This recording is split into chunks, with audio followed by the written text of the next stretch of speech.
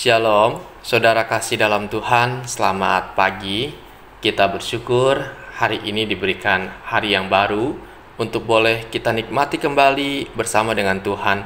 Bertemu kembali dengan saya dalam channel Sate Kristen, yaitu Saat Teduh Kristen. Mari saudara, sebelum kita merenungkan firman Tuhan, kita berdoa terlebih dahulu. Bapa di sorga, kami sungguh bersyukur kepadamu untuk kasih, pimpinan, penyertaan-Mu yang begitu besar. Engkau telah memimpin istirahat kami, menjaga kami, dan membangunkan pagi ini dengan kekuatan yang baru, dengan anugerah yang Tuhan sediakan. Terima kasih ya Tuhan. Mari Tuhan berbicaralah kepada setiap kami lewat kebenaran akan firman-Mu. Dalam nama Tuhan Yesus, kami berdoa dan kami mengucap syukur. Amin. Saudara, perenungan kita didasari dari Injil Matius pasal 4 ayat yang pertama. Dikatakan, maka Yesus dibawa oleh Roh ke padang gurun untuk dicobai iblis. Saudara, tema kita hari ini ialah Yesus dicobai. Saudara, setelah Yesus dibaptis oleh Yohanes Pembaptis di Sungai Yordan, dan sebelum ia memulai pelayanannya di dunia ini, Yesus dibawa oleh Roh Kudus ke padang gurun untuk dicobai oleh iblis. Dalam Matius 4 ayat 1 sampai 11 dicatat bagaimana Yesus 3 kali dicobai oleh iblis. Yang pertama, Yesus dicobai dalam hal makanan, di mana waktu itu perut Yesus mengalami rasa lapar dan haus yang teramat sangat setelah berpuasa 40 hari dan 40 malam. Dan iblis berkata, jika engkau anak Allah, perintahkanlah supaya batu-batu ini menjadi roti. Di bagian ini Yesus dicobai dalam hal makanan atau kebutuhan hidup. Ia disuruh mengubah batu menjadi roti. Saudara, padang gurun di Israel biasanya dipenuhi dengan potongan-potongan batu-batu kecil. Dan iblis ingin mencoba Yesus supaya Yesus menggunakan kuasanya untuk mengubah batu menjadi roti. Iblis tahu, saudara, yang paling dibutuhkan oleh Yesus sebagai manusia saat itu adalah makanan. Tentunya tidak sulit bagi Yesus untuk melakukan hal tersebut. Saudara, bukannya Yesus tidak peka atau tidak memperdulikan hal ekonomi atau makanan jasmani bagi dirinya. Tetapi sebaliknya, ia menyadari bahwa tujuannya datang ke dalam dunia bukan untuk memuaskan dirinya dalam hal makanan dan minuman atau kenikmatan dunia, atau memamerkan kuasanya. Tetapi ia menyadari bahwa ia datang ke dalam dunia siap untuk menderita.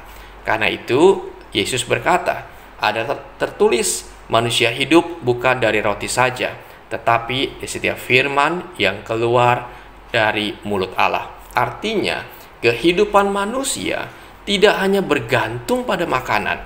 Manusia dapat memiliki hidup sejati dengan kuasa di setiap firman yang keluar dari mulut Allah, yaitu apa yang difirmankan Allah dan apa yang diperintahkan oleh Allah. Dan Yesus tidak mau mengadakan mukjizat untuk menghindari penderitaan pribadinya hanya demi makanan dan minuman, tapi ia dengan siap melakukan kehendak Bapa. Yang kedua, saudara, Yesus dibawa oleh iblis ke kota suci dan menempatkan dia di bumbungan bait Allah. Lalu berkata kepadanya, jika engkau anak Allah, jatuhkanlah dirimu ke bawah. Sebab ada tertulis, mengenai engkau, ia akan memerintahkan malaikat-malaikatnya, dan mereka akan menatang engkau di atas tangannya, supaya kakimu jangan terantuk kepada batu. Saudara, hal yang kedua, Yesus dicobai untuk terjun dari puncak bait Allah ke pelataran di bawah tanpa melukai dirinya. Sebab ada janji bagi Yesus yang tercatat dalam Mazmur 91 ayat 11 dan 12 yang berkata, sebab malaikat-malaikatnya akan diperintahkan kepadamu untuk menjaga engkau di segala jalanmu. Mereka akan menantang engkau di atas tangannya supaya kakimu jangan terantuk kepada batu. Saudara, tetapi bagi Yesus, melakukan kehendak Bapa adalah pelayanan dan penderitaan, dan bukan pemanfaatan janji-janji Allah secara semau dia untuk kepentingan diri sendiri. Dalam cobaan yang kedua ini, Yesus menolaknya dan ia menang dan berkata, ada pula tertulis, janganlah engkau mencobai Tuhan Allahmu. Hal yang ketiga, iblis membawanya ke atas gunung yang sangat tinggi dan memperlihatkan kepadanya semua kerajaan dunia dengan kemegahannya dan berkata kepadanya, semua itu akan kuberikan kepadamu jika engkau sujud menyembah aku. Saudara, yang ketiga, Yesus dicobai dengan ditawarkan segala kemegahan dunia. Hal ini berbicara tentang kuasa, tahta, dan pemerintahan atas dunia. Semua itu akan diberikan asalkan Yesus mau menyembah kepada iblis atau berbagian kuasa dengan iblis. Saudara, godaan yang ketiga ini adalah cobaan yang terberat dan paling menggoda. Dan seringkali manusia jatuh ke dalam dosa ini. Tetapi sekali lagi, Yesus menolak dengan tegas dan berkata, nyalah iblis, sebab ada tertulis, engkau harus menyembah Tuhan Allahmu dan hanya kepada Dia sajalah engkau berbakti. Saudara, di sini kita mendapati Yesus dicobai 3 kali oleh iblis, baik dalam hal makanan atau kebutuhan hidup, baik dalam hal janji-janji Allah dan dalam hal kemegahan dunia.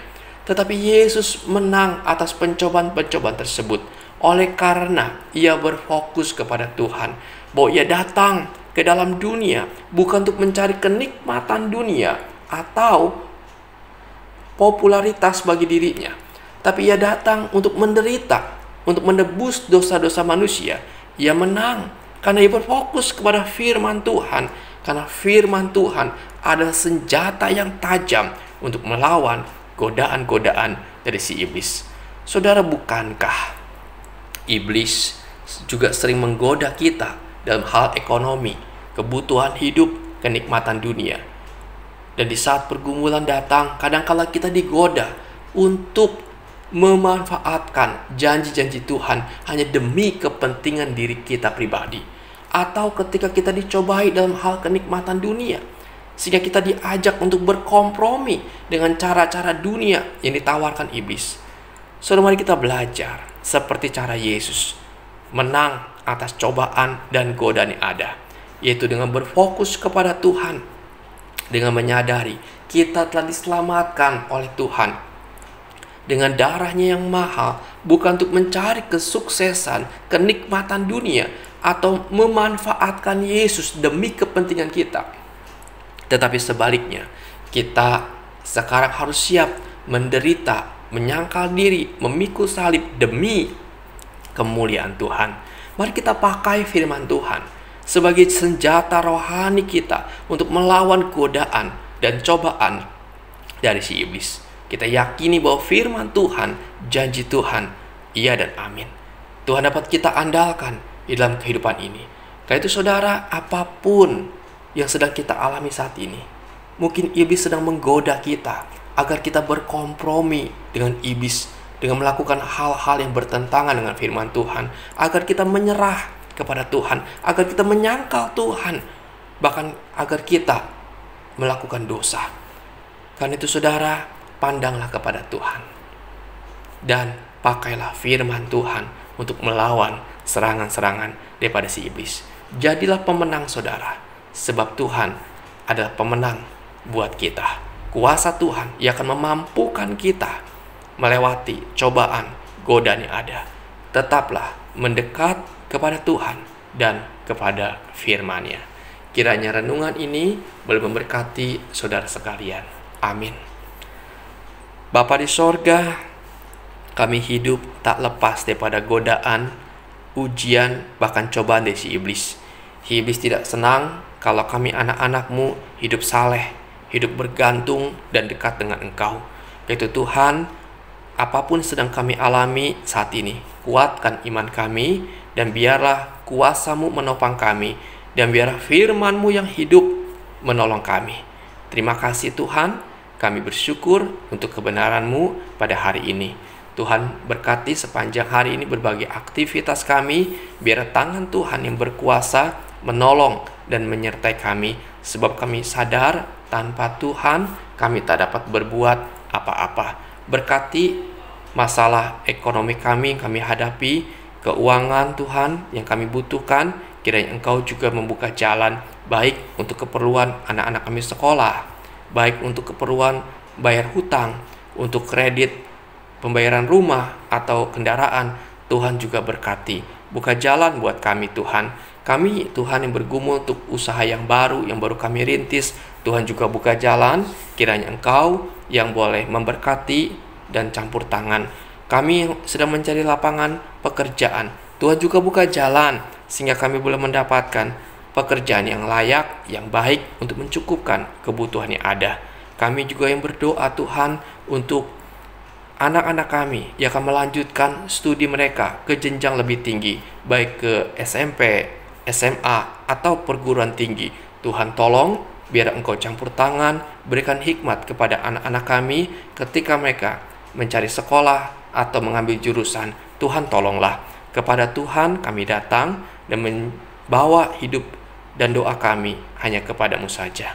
Terima kasih Tuhan, inilah seru doa kami.